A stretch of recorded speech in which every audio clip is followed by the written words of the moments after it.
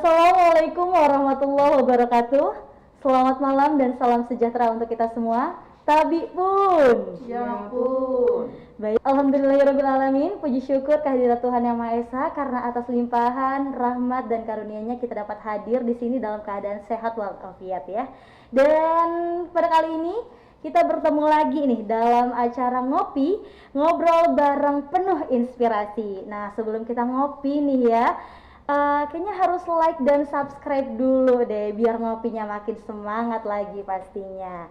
Dan kali ini saya nggak sendirian, saya akan ditemani sama tim Ekoenzim Saibumi Lampung. Baik, selamat malam Ibu Dewi Ardani dan Ibu Helena Tanjungan. Selamat malam. Gimana kabarnya Ibu? Luar biasa. Luar biasa. Deg-degan? Kalau Ibu gimana? Semangat. Oh, semangat pastinya ya. Dan kami juga mengucapkan selamat datang nih Ibu di dalam acara ngopi, ngobrol bareng penuh inspirasi. Dan pada kesempatan kali ini pastinya kita akan mengulas sedikit nih tentang Ekoenzim Saibumi itu sebenarnya apa sih gitu ya, biar penonton dan teman-teman yang mendengar juga bisa tahu gitu ya tentang Ekoenzim Saibumi ini. Oke, kalau kayak gitu kita langsung aja nih ya bahas tentang sebenarnya apa sih Ekoenzim ini gitu. Bisa dijelasin nggak Bu? Ekoenzim ini adalah cairan yang dihasilkan oleh fermentasi dari buah, kulit sayur dengan gula dan air dengan perbandingan airnya 10 bagian, gulanya 1 bagian, kemudian kulit buah dan kulit sayur yang merupakan limbah atau sampah organik dari dapur kita. Nah, itu kemudian difermentasi selama 90 hari dengan fermentasi anaerob tanpa udara sama sekali. Nah, setelah 90 hari, cairan yang dihasilkan itulah menjadi ekoenzim. Cairan yang mempunyai sejuta manfaat. Tadi udah dibilang nih ya sama Ibu kalau misalkan ekoenzim itu sebenarnya sebagai disinfektan ya dan ramah lingkungan. Kenapa sih kalau kita tuh harus menggunakan ekoenzim gitu? Nah, ekoenzim ini kan terbuat dari bahan-bahan organik ya. Jadi ketika dia dibuat menjadi disinfektan, itu adalah hanya salah satu dari jutaan manfaat yang tadi saya bilang. Jadi cairan ekoenzim itu dapat kita buat atau kita modif menjadi disinfektan yang ramah lingkungan. Karena dia terbuat dari bahan-bahan organik, itu dia tidak akan membuat iritasi, tidak akan karena tidak ada kandungan bahan kimia, itu terhirup atau tertelan sedikit tanpa sengaja, itu tidak akan merugikan kita dibandingkan dengan disinfektan yang selama ini kita kenal menggunakan bahan-bahan kimia. Berarti sebagai disinfektan apa bisa sebagai pupuk gitu Bu? Atau dan lain-lainnya gitu? Bisa. Jadi itu hanya satu ya, disinfektan itu hanya satu fungsinya, hanya satu kegunaannya. Jadi dia bisa sebagai untuk membersihkan kompor dan area dapur, mencuci piring, mencuci pakaian, mengepel lantai, membersihkan kamar mandi atau kloset. Pokoknya untuk urusan bersih-bersih urusan rumah tangga ya. Senang nih pasti ya. Kemudian dia tadi ya untuk disinfektan, bisa juga sebagai pestisida, herbisida dan insektisida. Kemudian bisa untuk obat kumur dan gosok gigi, mencuci rambut, untuk mandi, untuk sabun cuci tangan, untuk hand sanitizer tadi ya, disinfektan, pembersih udara, air purifier, untuk detox tubuh, untuk mengobati luka. Nah, tadi satu sebagai pupuk organik. Kemudian juga untuk bisa membersihkan hewan. Tadi kan kita udah dengar nih ya, sama-sama kita dengar manfaat dari ekoenzim dan banyak banget informasi-informasi yang udah kita dapat. Tapi ini kebetulan di hadapan saya ini udah ada beberapa botol yang berbeda nih Bu. Ada yang warna coklat, warna kuning keorenan, dan ada yang kayak coklat pekat hitam gitu ya. Nah, kalau boleh tahu ini nih sebenarnya apa sih? Hand sanitizer juga loh. Ini sebenarnya kalau ini terbuatnya dari apa nih? Nah, Hand sanitizer dulu deh nih. Hand sanitizer itu dari EE yang murni ini. Boleh diambil? Dari EE yang murni ini kita cairkan. Dengan perbandingan 1 dibanding 400 atau 500. Jadi hanya sedikit saja ya kita pakainya karena ini larutan sangat asam. pH-nya di bawah 4. Jadi kita tidak boleh langsung mengaplikasikannya. Ya. Terus itu ada 2 botol lagi tuh? Nah, terus ini warnanya berbeda. Ya. Ini terbuat dari molase ya. Tadi kan dijelaskan oleh Bu Helena bahwa gulanya itu bisa dipakai dari molase. Molase itu tetes tebu, limbah dari pabrik gula. Kemudian kita bisa pakai gula aren, ini hasilnya, atau gula merah. Jadi dia lebih bening, ya, mirip sirup ya. Iya, saya pikir tadi itu minuman. Ini mirip coco pempek ya, tapi bukan. Makanya harus dikasih label. Nanti keliru, ya, dikira ini coco pempek, dikira ini sirup jeruk. Ya. Nah kalau yang itu yang terakhir itu Bu, yang lebih pekat lagi warnanya. Itu coba Bu Helena jelaskan. Ini adalah kita bilang F2. F2 ini adalah fermentasi kedua. Setelah 3 bulan dari bahan itu sudah kita panen, sudah kita saring, kita fermentasi kembali 1 bulan dengan misalnya mau membuat dengan serai, dengan wangi-wangian apa, dengan daun jeruk ataupun dengan herbal. Nah itu terserah kita, dengan mau menguatkan aromanya misalnya bisa, itu namanya F2. 1 bulan lagi. 1 bulan lagi apa tuh? Iya, setelah fermentasi kedua, gitu. Setelah fermentasi pertama. Jadi kenapa kita harus buat F2? Karena limbah rumah tangga, terutama kalau dia banyak sayurnya, komposisi bahan organiknya itu lebih banyak sayur, itu dia baunya ya bau sayur yang terfermentasi lah. Kalau tahu kimchi ya. Itu biasanya sering nonton drama Korea itu kimchi. Tidak semua orang suka dengan bau kimchi, termasuk saya. Nah, jadi bagaimana cara mensiasatinya supaya baunya menjadi enak? Kalau misalnya kita mau pakai untuk hand sanitizer misalnya, kan kalau bau kimchi nggak enak dong. Nah, kalau kita mau kasih wangi-wangian, kita bisa kasih bunga. Ya, saya sih biasanya pakai bunga ini Kamboja enak, bunga kenanga juga enak.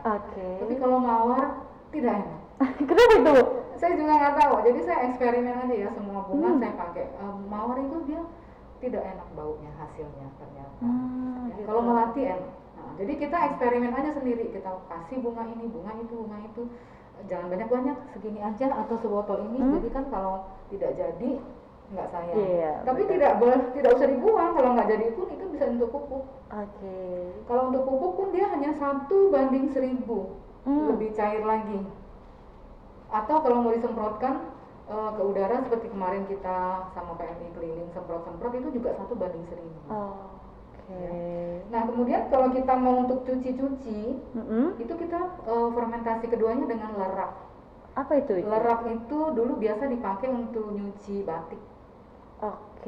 Jadi dia kayak butiran kecil gini ya, itu dia mengandung kayak busa gitu ya. Memang dia nggak akan berbusa seperti layaknya deterjen yang kita kenal itu ya, dia nggak seperti itu, tapi efek untuk membersihkannya jauh lebih bagus daripada deterjen yang biasa kita pakai. Kemudian kalau untuk kumur kita pakai kemangi, dibuat F2-nya dengan kemangi. Itu jadi wangi banget.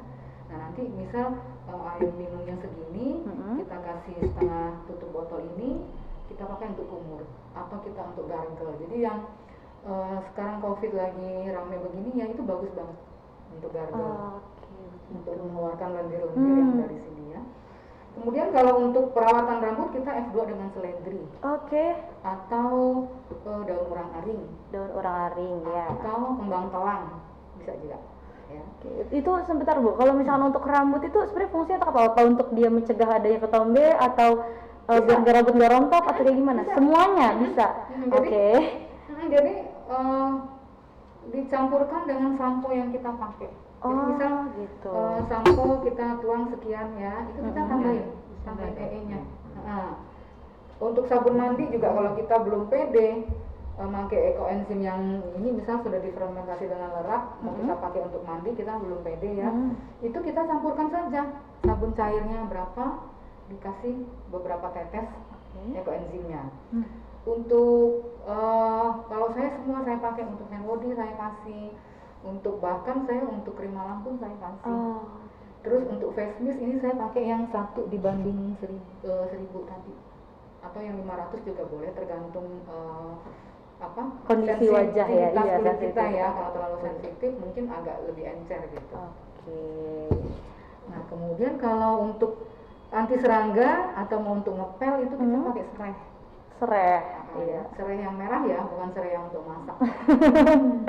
Terus sama. Terus kalau yang untuk perawatan kulit tadi, untuk tubuh kita kasih lemon. Jadi dia wangi banget. Itu dia tadi beberapa manfaat ya Bu ya dari botol-botol yang ada di depan saya ini. Karena tadi kayak seperti kata Ibu, kalau misalkan ini bukan cuka, bukan sirup. Gimana sih Bu kalau misalkan nih ya ada masyarakat yang pengen buat ekoenzim juga nih, apa bisa ikut belajar ngebuat gitu loh? Kalau bisa nggak gitu dijelasin sama kita gimana cara ngebuat ekoenzim dan perlu waktu berapa lama nih? Jadi kita di Lampung ini ya, kita punya komunitas ekoenzim, namanya Ekoenzim Saya Bumi Lampung. Itu bagian dari Ekoenzim Nusantara. Dan di setiap provinsi itu kita sudah ada komunitas seperti itu. Nah, jadi nanti yang ingin belajar itu bisa menghubungi di mana dia tinggal. Misal kita di Bandar Lampung, nanti bisa menghubungi saya. Kemudian kalau di Lampung Tengah nanti ada kontak personnya siapa. Di setiap kota dan kabupaten itu kita sudah ada perwakilannya masing-masing. Nah, nanti cara membuatnya silakan Bu Helena jelaskan detail seperti apa. Jadi bahan ini memang gampang sekali didapat di setiap rumah tangga ya. Setiap rumah tangga itu pasti ada.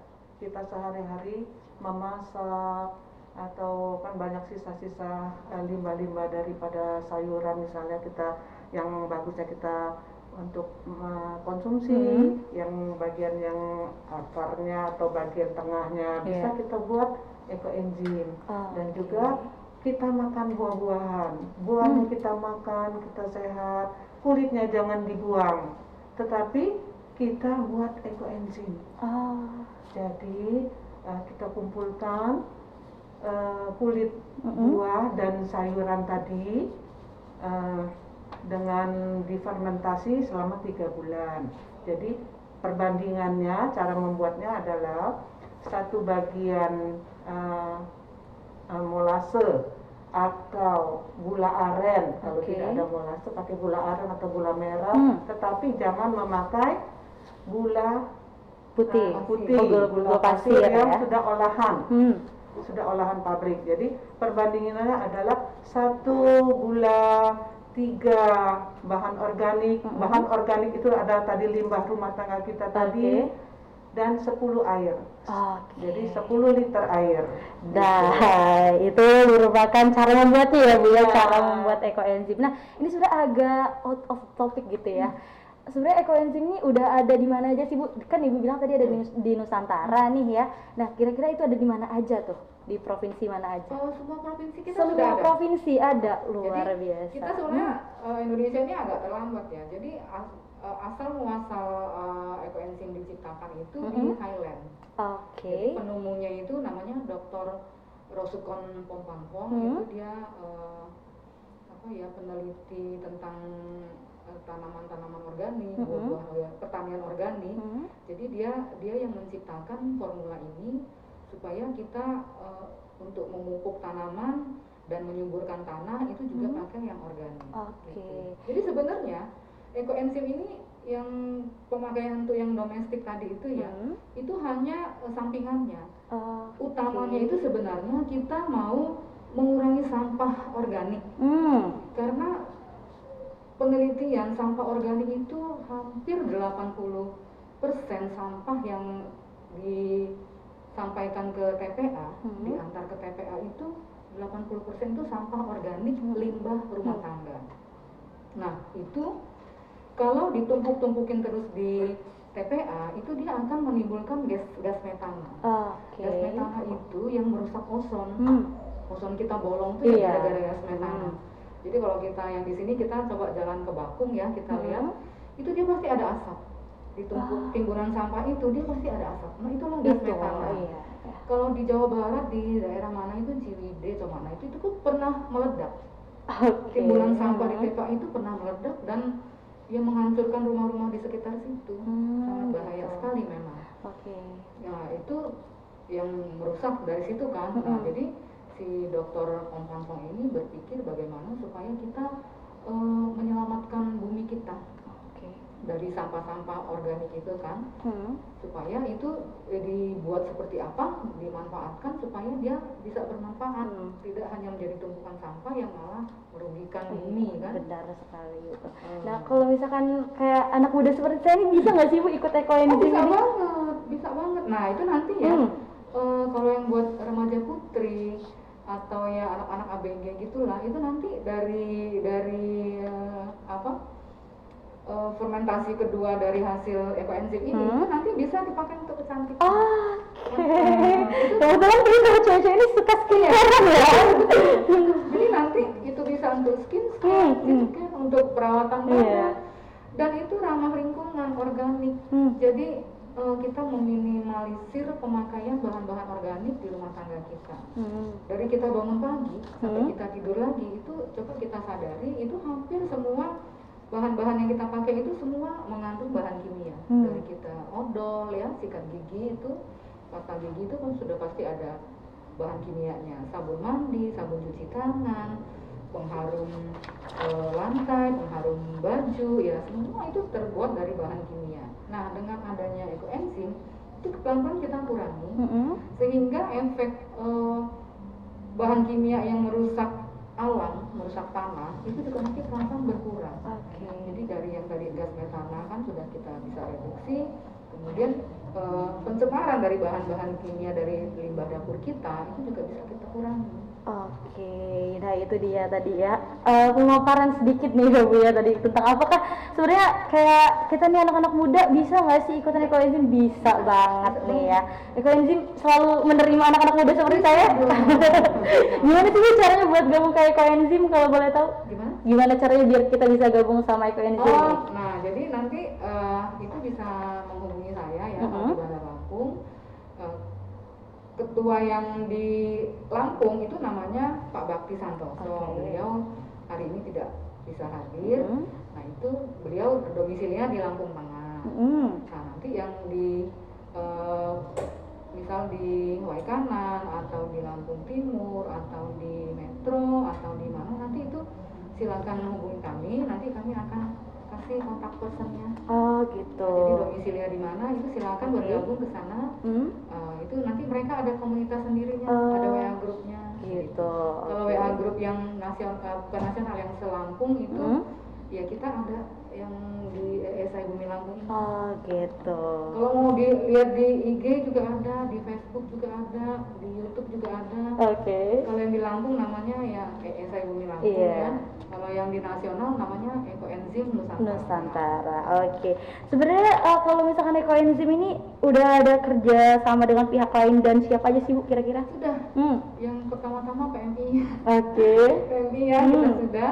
Nah sebelum ke PMI kami tuh sudah bergerak ke PKK. Gitu. Ya.